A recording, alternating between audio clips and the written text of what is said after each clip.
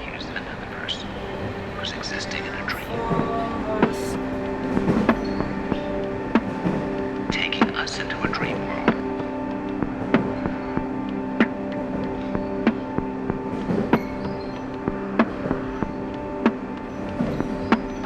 Evolution is not the straight path I had once thought. I mean, we're just walking around in some kind of fog, a full-on trance. As a writer, I've experienced how art opens doors to other dimensions of reality. It calls us forth to something mysterious beyond the veil of our waking consciousness, to information streams that exist outside of human-based time. The beauty of art frees us from the noise of the everyday and helps us feel our way through the interwoven matrices of the multiverse. Lately, I've been guided by uncanny coincidences that seem to form a universal dialogue, a tapestry rich with patterns and symbols, the experience of living in alignment with nature. This is what I've come to know as synchronicity. People are talking in symbols. Visionary artist, philosopher, and one of the leaders of the Earth Day movement, Jose Argüelles, studied the Mayan calendar extensively and wrote about a coming age of unprecedented peace, in which the very act of existing will be seen as a creative act. In this new era, time will not be something we quantify with clocks, computers, and money. Instead of saying, time is money, the people of this new era will say, time is art.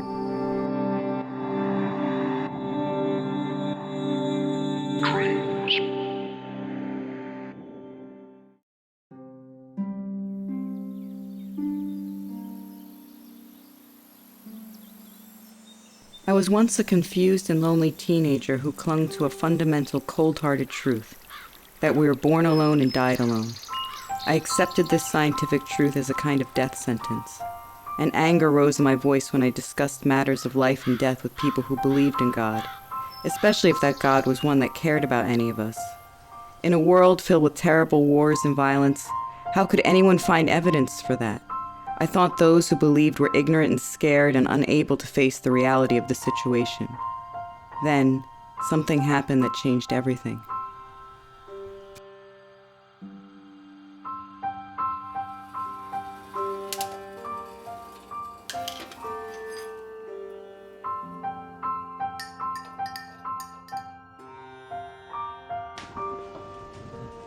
Thank you.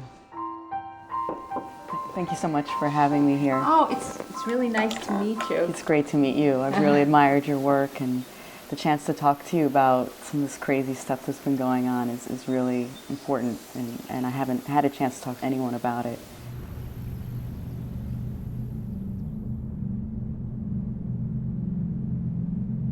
I feel like I was one way and now I'm another way. I didn't believe in God, I didn't believe in some kind of spiritual world, and all that's kind of just gotten shook up recently. My aunt, who I was very close with, had lung cancer, and we were told that she had months still to live, so we were there to visit, and then we were making plans to come back. She wasn't doing well, like she was in and out of consciousness. The next morning, we were still like, okay, let's get on our flight. It's a tough time, but we're gonna be back. On the way to the airport, I was just like, we have to go back to the hospital, like right now. And You felt that? I felt it, something, and I don't know.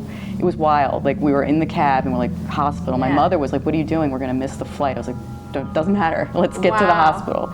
We get to the hospital and we go up to the floor, and I'll never forget, the nurses were running towards us. Yeah. We were just calling you at the hotel.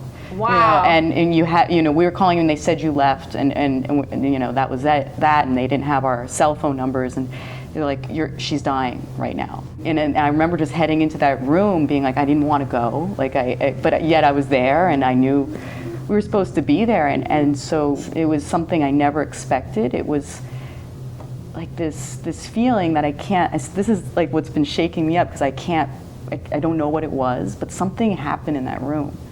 There was this energy that's the only word I can think of what it was, because I don't want to say what deep down it felt like her soul or something, but it's this blast of energy that literally ricocheted around the room, and you could feel it like in your body, and almost like I felt like my hair was blowing around, and feel it in your body, and almost like I felt like my hair was blowing around. And one of the nurses who had been kind of giving us our space ran into the room and she opened the window, and I was just so relieved that she did that.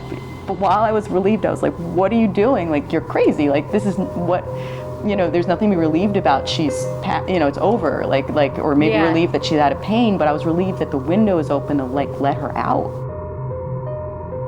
The old me would never use the word like spirit. This feeling of her still being around has been really powerful, and there's patterns that go with it. I'll see like 11:11 on the clock, or 9:11 is another one I see, and 22s and 33s, and seeing so many of them, I started researching. It's really wild because my aunt's birthday is November 22nd, 1955, so it's 11/22/55, and those numbers are, they already just like speak to a certain kind of weird pattern, but then finding like out about master numbers and other kind of things like 11s and 22s, and then this number 33. And so I'm like, what does this number mean? It's attached to a lot of Masonic stuff. The number 33 plays out in their architecture a lot. Like the 33 latitude is like important, like historically for a lot of different things. Like the Iraq War took place there, and like the most people who have ever been electrocuted on the electric chair is in Phoenix, Arizona, on like the 33 latitude. And there's just all these Egypt and the pyramids, like all this stuff that's gone on. And I felt like started to feel like there was something there, and I was like, what if there's this huge superstructure of meaning that I've somehow wandered into, and there's signs and there's things. I believe there is meaning. Like underneath things, that we're not totally aware of. And this was the cracking open of that a little bit. It was like there was the world as I knew it, and then there's this world of a different kind of order. That's what creates these synchronicities. The order. The right? order, that there's a field of meaning of various types. It's related to the idea of archetypes, Jung's archetypes, that's a field of meaning. There's a field of meaning of fear. People say like 9/11. Right. Right? Why did, that's the number we call like for emergency, and that's when 9/11 happened. Yeah. It's in a particular field of meaning of maybe disaster. The whole world had a collective precognitive sense, like you did, that something was going to happen, and it was registered on machines. Just think how we are affected by the field of consciousness, right? Or what I've been driving myself crazy with is like, is there a way to get a clearer picture? Something is at work beyond what we understand that is creating or affecting the universe around us, especially if we are operating in alignment with that part of ourselves, so that fortuitous synchronicities happen. It's a matter of practice and actually just paying attention. All of us are picking up information all the time. This information is there for you. Your aunt was there for you. That could be her signal to you, When I have a synchronicity around thinking about her, or just... She may be saying to you, Jennifer, pay attention, and then show you this 11 or 22 or 33 or whatever it is, and that's a signal to you. And so I would just pay attention and then see if some information comes in then. And write it down, because you'll be surprised, you're going to forget it. It's kind of, because there's so much, like every moment is full of so many like magical things if you actually pay attention. Maybe synchronicity is an open door, but it is up to us to walk through it.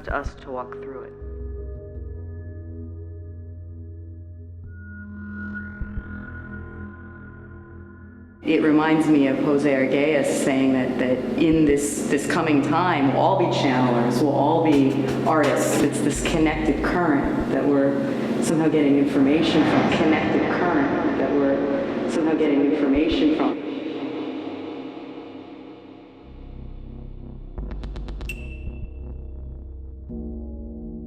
The 9-to-5 rat race matrix was so isolating, I had to walk out of my corporate job. All the ground I'd known was gone from beneath me. I felt raw, with no defenses against the cruel, calculating coldness of the world all around me.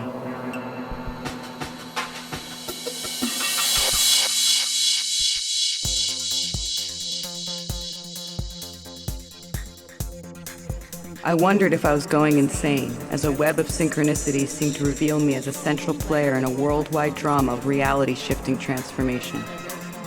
As I read more, I realized that my story fit into an archetype that was shared by others. Maybe it was a near-death experience for an LSD trip or falling in love that broke open their head. Maybe it was a mystical experience, premonitions, strange dreams, UFO sightings, or in my case, the death of a loved one witnessed up close.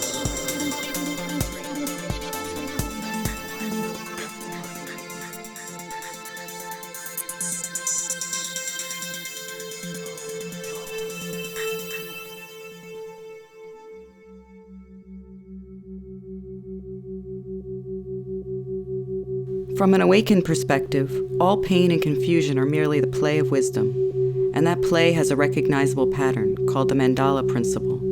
If one can identify difficult situations as mandalas, then transformation of painful circumstances is possible. Judith Simmer Brown.